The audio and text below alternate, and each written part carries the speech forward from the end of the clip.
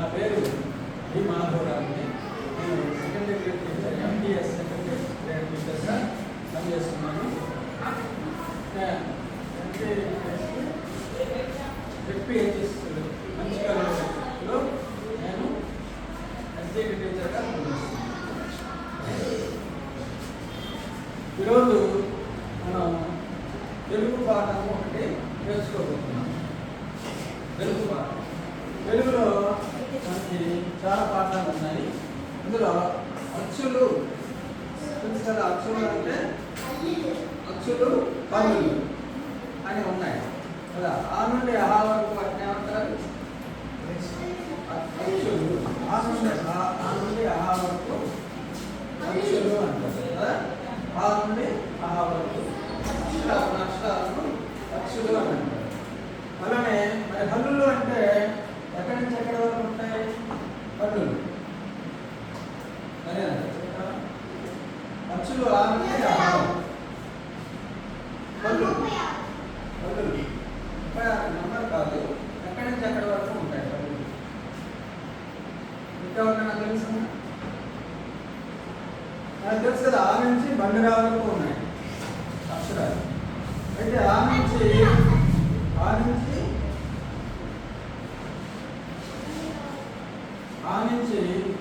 బండిరా వరకు ఉన్న అక్షరాలు, ఆ నుండి ఆ వరకు ఉన్న అక్షరాలు అచ్చులు. మరి హల్లులు అని ఏంటంటారు? ఎక్కడి నుంచి ఎక్కడి వరకు ఉంటాయి? ఈ అక్షరం ఏంటి? ఈ అక్షరం కదా. కా నుంచి బండిరా వరకు ఉన్న అక్షరాలని ఏమంటారు? హల్లులు అంటారు కదా. ఎందుకంటే అందరూ బాగా ఉంటుంది హల్లులు.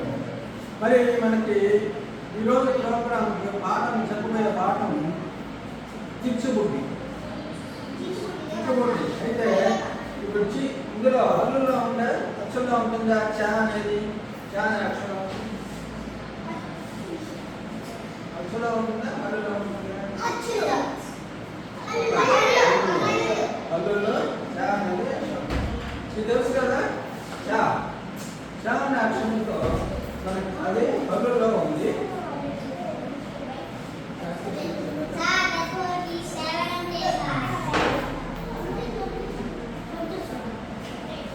మీకు చా వస్తుందని తెలుసు కదా. మొదట ఏమొస్తుంది? చా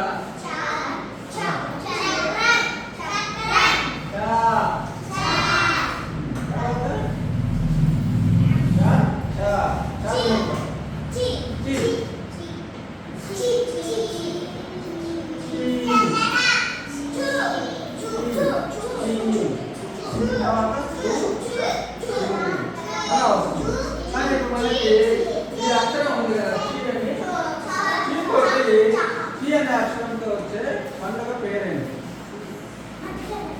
మొదటి అక్షరం చి అనే అక్షరంతో చిచ్చుబుడ్డి అనే పాట, చిచ్చుబుడ్డి అనే పాఠం దానికి సెమిస్టర్ 2లో ఉంది. ఫస్ట్ పాఠం 5వ క్లాస్లో సెమిస్టర్ 2లో చిచ్చుబుడ్డి అనే పాఠం. మరి చిచ్చుబుడ్డి అనే పాఠం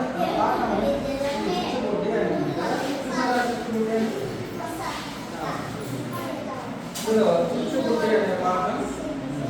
అంటే ఎన్నో పండుగలు ఉన్నాయి. ఇంకా పండుగలు ఏడు పండుగలు ఏమైనా చెప్తారా మీరు? చిచ్చుబుడ్డి ఏ పండుగ మనం పాలిస్తాము? చిచ్చుబుడ్డి అనేది ఏ పండుగ మనం పాలిస్తాం? దీపావళి. దీపావళి పండుగ రోజు చిచ్చుబుడ్డి ఒకటేనా? ఇంకా పాలిస్తాం? ఇంకా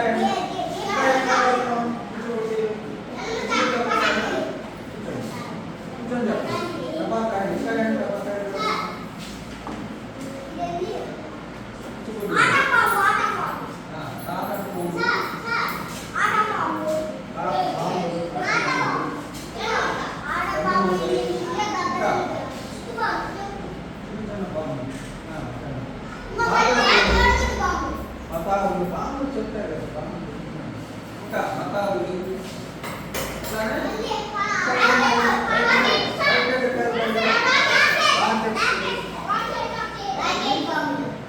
కాబట్టి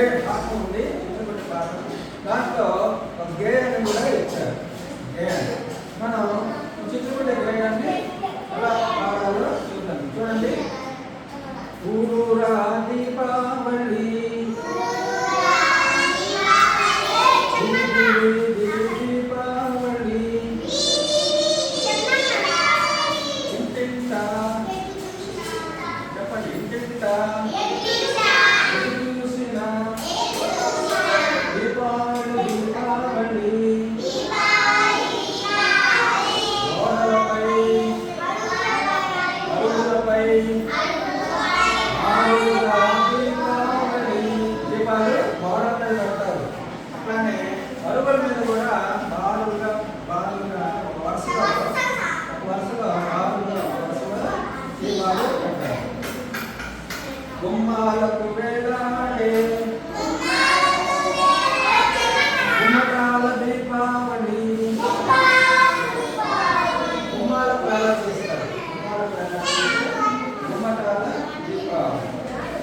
రండి రండి పిల్లలారా ఆకాశపు తారకలను అందుకునే చిచ్చుబుడ్డి.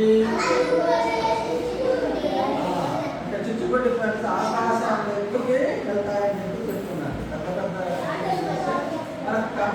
కనపడం ఎత్తులో అయితే ఆకాశ చుక్కలు అందుకునే విధంగా అంత పైకి వెళ్తాయి తారాకులు. అది వెలుగు చూసారా. రండి రండి పిల్లలు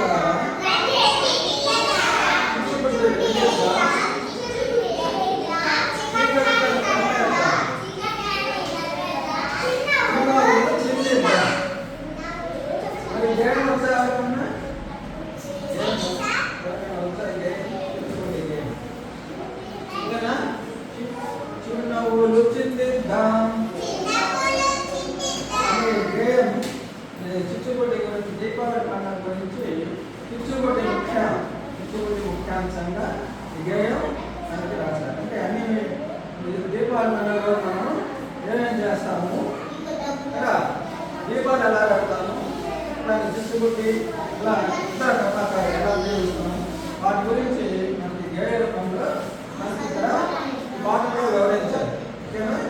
సో మనం చిచ్చుబుడ్డి అనేది ఈరోజు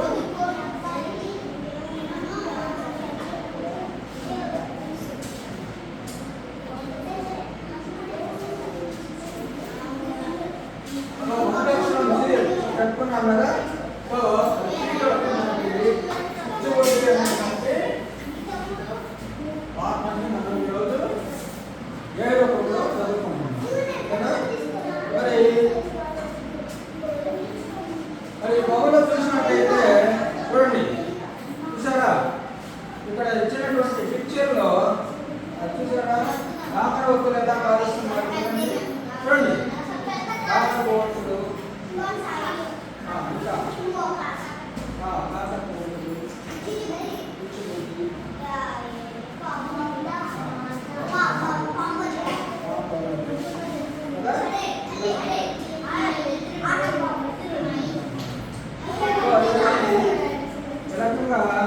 చూడండి. పిల్లలైనా ఇంకా పెద్దవాళ్ళు ఉన్నారా? పిల్లలైనా తల్లిదండ్రులు అమ్మ నాన్న కూడా చూస్తున్నారు కదా. ఈ బొమ్మలో చూసారా, బొమ్మలో తప్పకాయలు ప్రయోగిస్తున్నారు. కానీ పిల్లలతో పాటు పెద్దవాళ్ళు వాళ్ళ అమ్మ నాన్న వాళ్ళు కూడా చూస్తున్నారు కదా. చూస్తున్నారా?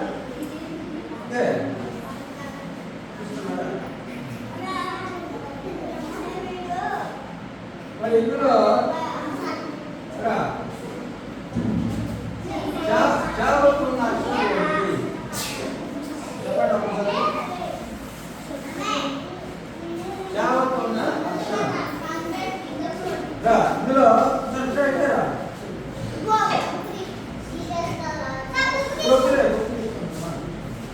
ఇందులో జాబుకున్న అక్షరం ఏంటి? జాబుకున్న అక్షరం దేనికి జాబుతుంది? ఇక్కడ జాబు ఇక్కడ ఉందా? ఎక్కడ ఉందా? జాబుకున్న అక్షరం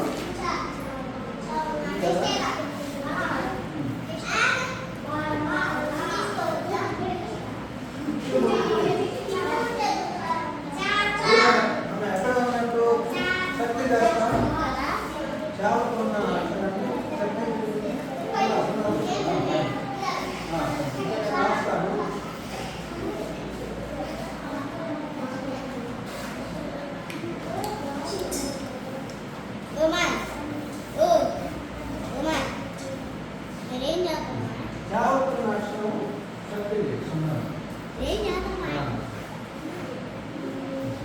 అలానే గావకున్న అక్షరం కూడా శక్తి.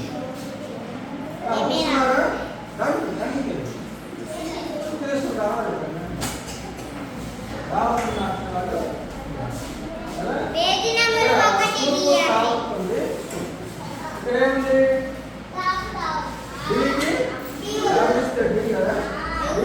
చావుతుంది కదా. ఓకే, చూడండి చూపు చావుతుంది, నీకు చావుతుంది.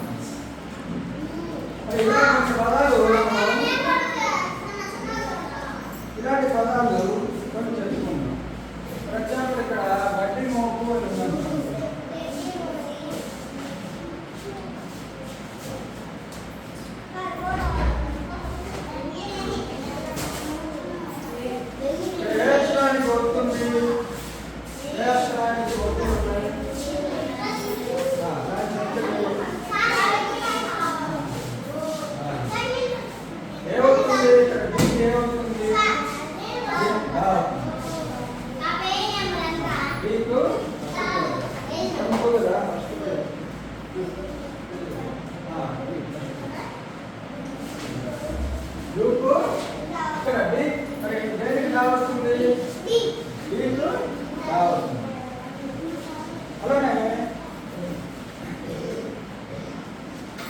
కొన్ని పదాలు చెప్పగలరా? ఒత్తులున్న పదాలు కొన్ని చూసైనా ఒత్తులున్న పదాలు ఉన్న అక్షరము మధ్యలో ఇక్కడ ఏ అక్షరానికి ఒత్తు పడింది?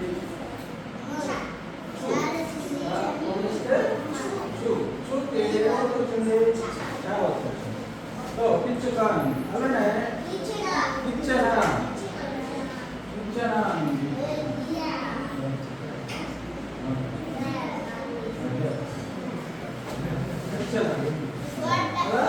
ఇక్కడ నాకు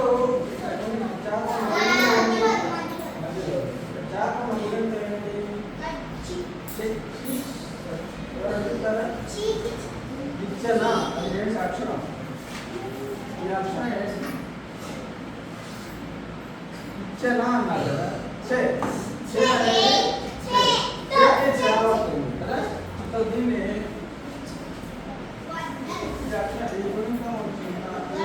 అక్షరం చావుతుంది, ఇంక చావుతున్న పదం పిచ్చన.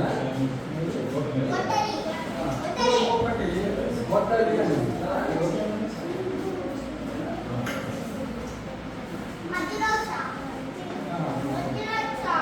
మధ్యలో అక్షరానికి ఒత్తు ఉంది కదా. ఏమవుతుంది? మధ్యలో అక్షరం ఏంటి? ఏంటికి రావద్దు? ఆ అక్షరం ఏంటి? అక్షరం రాకు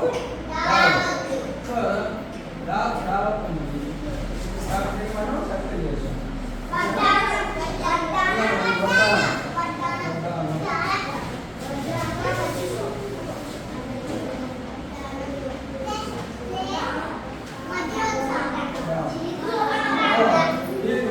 రెండో అక్షరానికి ఉంది కాబట్టి ఇక్కడ అక్షరం ఏంటి? రాకు దీర్ఘమిస్తే రాకు ఏముంది? ఏమవుతుంది? కావుతుంది. పదం ఏమన్నారు? మొత్తం పదాన్ని పడ్డాను. సో మరి మీరు ఇట్లానే పాఠం కింద మీరు కొన్ని పదాలు సొంతగా బుక్లో చూసైనా సొంతకైనా తీసి రాసి మీరు ప్రాక్టీస్ చేసి మీరు వచ్చేటప్పుడు నాకు ఓకేనా. సో ఈ గేమ్ అంతా పాఠం ఓకేనా.